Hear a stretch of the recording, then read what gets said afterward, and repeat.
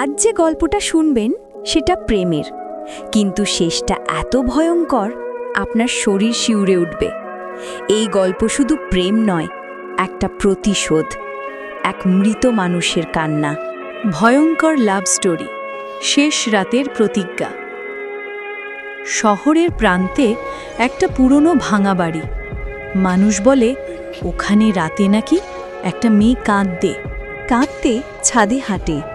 লোকজন বলে ওটা নাকি মৃত প্রেমিকার আত্মা, যাকে ভালোবেসে বিশ্বাসঘাতকতা করা হয়েছিল। আরিফ আর মেহেরিন কলেজের প্রেম।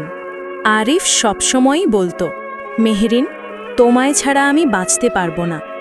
মেহেরিনও তাকে ভীষণ ভালোবাসত, কিন্তু আরিফের জীবনে লুকিয়েছিল আরেকটা সত্য।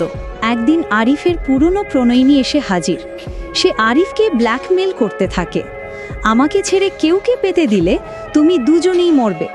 ভয়ে আরিফ ধীরে ধীরে মেহেরিনকে এড়াতে শুরু করল। মেহেরিন বুঝতে পারছিল কিছু একটা সমস্যা আছে।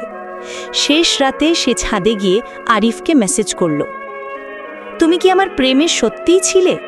আরিফ লিখল, আমি তোমাকে ভালোবাসি, কিন্তু আমরা একসাথে থাকতে পারবো না। এই একটা মেসেজেই মেহরিনের দুনিয়া ভেঙে গেল। মেহরিন ছাদ থেকে ঝাঁপ দিল।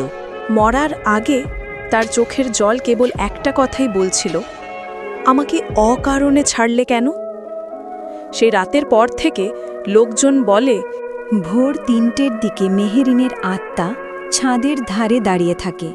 মোবাইলে কারোর মেসেজ আসলেই সে জিজ্ঞেস করে, তুমি কি আমার প্রেমে সত্যি ছিলে? যদি কেউ না উত্তর দেয়, পরের দিন সেই মানুষটা নাকি ঘুমের মধ্যে মারা যায়।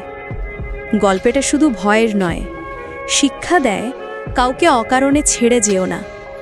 ভালোবাসা ভাঙলে মানুষ মরে যায়, কিন্তু তার আত্মার ব্যথা বেঁচে থাকে।